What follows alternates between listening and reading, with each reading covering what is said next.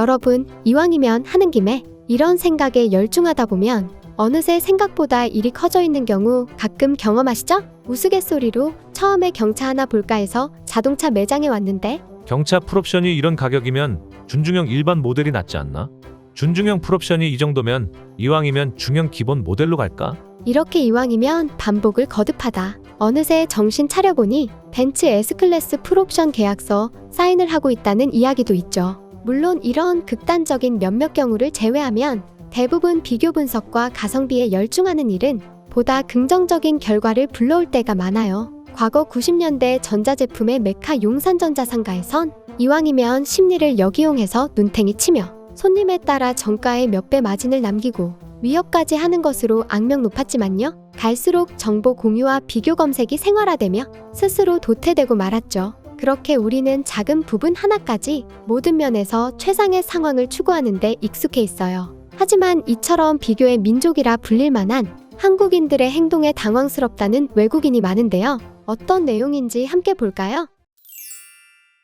한국 사람의 특징하면 가장 먼저 떠오르는 건 빨리빨리 이 네 글자일 거예요. 짧게라도 한국 생활을 해본 사람이라면 어마무시하게 빠른 일상의 속도감을 따라가는 것만도 벅차다는 생각을 할 때가 많아요. 그러다 보면 어느새 빨리빨리에 익숙해지고 있는 나 자신을 발견하게 된답니다. 예전엔 해외에서 중국인들이 서툰 한국어로 빨리빨리를 외치며 한국인 흉내를 내는 일도 가끔 볼 수 있었지만요. 이제는 한류 문화 때문에 유럽에서도 한국인을 선호하고 중국인과는 스타일과 매너에서 너무 차이가 나니까 더 이상은 통하지 않는 말이죠. 그런데 그 유명한 빨리빨리만큼이나 한국인들만이 가진 특유의 기질이 똑같은 네 글자로 있다는 건 많은 외국인들이 모르고 있는데요. 바로 이왕이면 비슷한 느낌으로 이왕 하는 김에 이런 특징 말이죠. 이왕이면 조금 더 나은 것, 이왕이면 조금 더 빠르게, 이왕이면 조금 더 완벽하게. 많은 한국인들의 생활 패턴을 유심히 보면 항상 저런 식이라고요. 업무는 물론 일상생활과 심지어 놀고 즐기는 것조차 이왕이면 비교해서 더 나은 것을 어떻게든 빨리빨리 하는 사람들이죠. 어떨 때는 보고 있으면 신기하기도 해요. 한국 생활이 오래되어 적응이 되었다고 하지만 한국 사람들이 하는 그대로 삶의 패턴을 따라하면 보름도 안 돼서 두 손을 들어버릴 거예요. 마치 한국인들은 진화의 법칙과 상관없이 자체적으로 진화하는 존재 같더라니까요. 예를 들어 택배 문화 하나만 봐도 그래요. 한국에 온 외국인은 누구나 처음 경험하는 엄청난 속도와 정확성의 택배 문화에 경악해 입을 쩍 벌리게 되죠. 시간대와 위치까지 실시간 확인이 일상화되어 있다는 건 유럽에서 찾아보기 힘든 문화니까요. 내가 살았던 네덜란드와 독일만 해도 택배를 편리하게 하루 만에 받는다는 상상을 못하거든요. 독일에선 기사가 오겠다고 일방적으로 통보한 시간에 집에 없으면 다음은 며칠 후가 될지 알 수 없어요. 기껏 와서도 공동현관 앞에 함부로 던져놓고 가거나 집에 와보면 벌써 누군가 들고 가버렸던 일이 빈번했고요. 심지어 엘리베이터 안에 던져놓고 가기도 하죠. 한국에선 남의 집 문 앞에 귀중품이든 택배가 널려 있어도 아무도 손을 대지 않잖아요? 중국인들은 빼고요.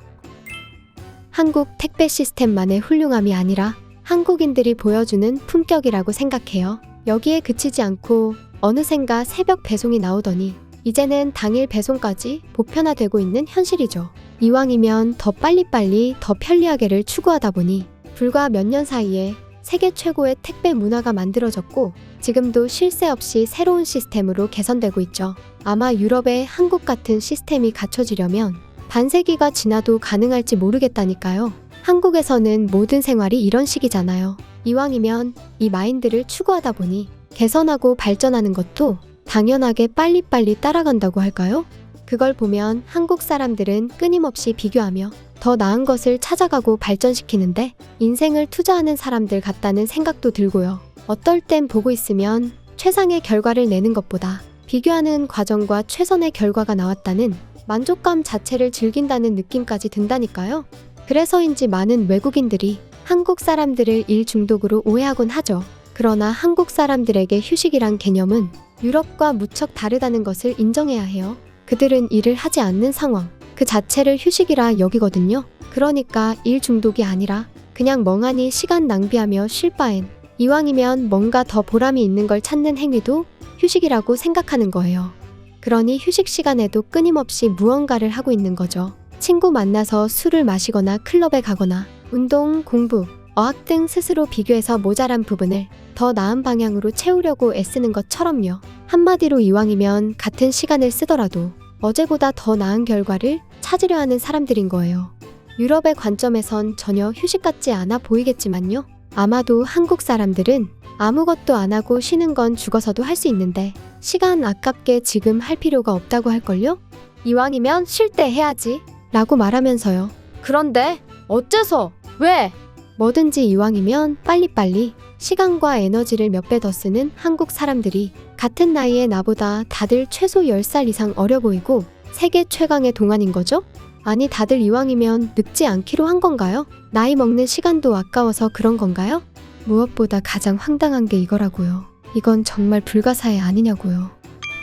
네덜란드 출신 안네마리 씨의 이야기였고요. 한국 사람들에게 비슷한 경험을 했던 외국인들은 SNS에서 서로의 의견을 공유하는데요. 그중 재미있는 것 몇 가지 골라볼게요.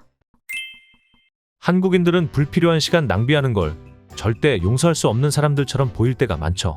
같은 값이면 더 좋은 것을 찾고 같은 시간이면 항상 더 효과적인 걸 하거든요. 놀 때도 이왕 노는 것 정말 최선을 다해 놀죠. 그래서 한국 친구들과 놀면 뭔가 엄청 빠르게 휙휙 지나가면서 금세 방전된다고 할까요? 어떻게 하면 같은 시간에 더 효율적으로 놀 수 있을까? 이런 생각이 잠재의식 속에 있는 것 같아요. 마치 에너지를 남겨놓는 건 진정으로 노는 게 아니라고 생각하는 것 같더라니까요. 한국의 택배는 주문하면 미리 와 있는 기분이 들 정도죠. 밤에 주문하면 새벽에 가져다 주다니 마치 고용인을 두고 생활하는 것 같지 않나요? 단순히 급하고 빠르다는 것만으로는 절대 불가능한 시스템이에요. 보다 빠르게 시스템을 운영하려면 무수히 많은 요소들이 뒤에서 받쳐줘야 가능하니까요. 아마도 하는 김에 이것저것 다 하는 한국인들이 아니면 이런 시스템을 훌륭하게 운영할 수 없을 거예요.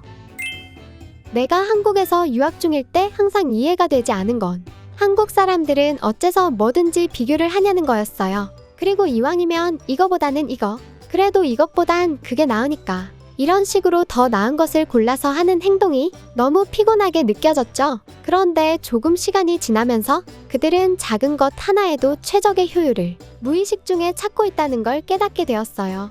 그렇게 몇 년 후 영국으로 돌아간 나를 어느새 주변에서 비교쟁이라고 부르고 있답니다. 나도 무의식 중에 이왕이면 그리고 빨리빨리를 배웠나 봐요. 같은 일을 할 때 지난번과 비교해서 낫지 않으면 용서가 안 되는 느낌이라니까요.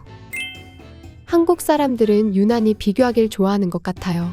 특히 한국 친구들과 있으면 뭐보다 뭐가 더 낫지 않나? 이런 종류의 이야기를 참 많이 듣게 되죠. 때때로 그런 모습이 불편하고 감당하기 힘들 때도 있지만 유심히 보고 있으면 항상 더 나은 방향을 갈망하는 습관이라고 할까요? 작은 물건 하나부터 생활 속 모든 일상에서 그들은 끊임없이 비교하며 더 나은 것을 찾고 있죠. 어쩌면 한국이 그 짧은 시간에 세계 속의 핫 아이콘으로 떠오른 건 한국인들의 이런 기질 때문일지도 모르겠네요.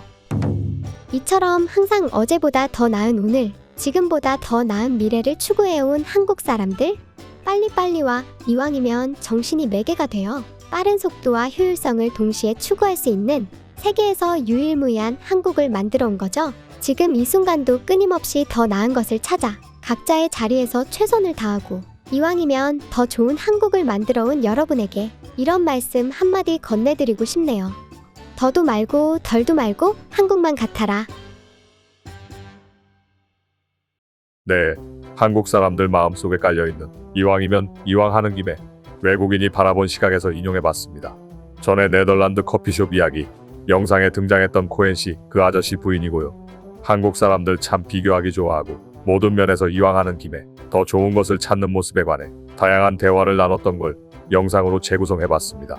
그런 관점에서 한국 사람들은 어제보다 나은 오늘, 오늘보다 나은 내일을 무의식 중에 찾아가는 사람들이 아닐까 생각합니다. 이왕이면 빨리빨리 완벽하게 잘하자. 이게 한국 사람들이 궁극적으로 추구하는 지향점이겠죠. 동시에 성립하기가 참 불가능한 요소인데요.